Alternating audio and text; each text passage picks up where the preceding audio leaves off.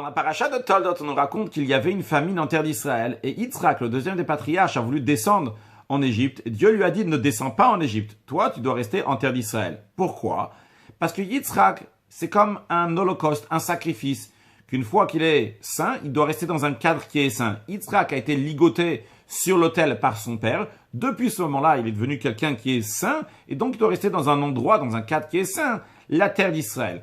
Mais dans ce comportement de Yitzhak, on retrouve deux choses qui représentent les temps futurs. Premièrement, le fait que Yitzhak doit rester en terre d'Israël représente la situation du peuple juif dans les temps futurs, que nous allons tous être fixés en terre d'Israël.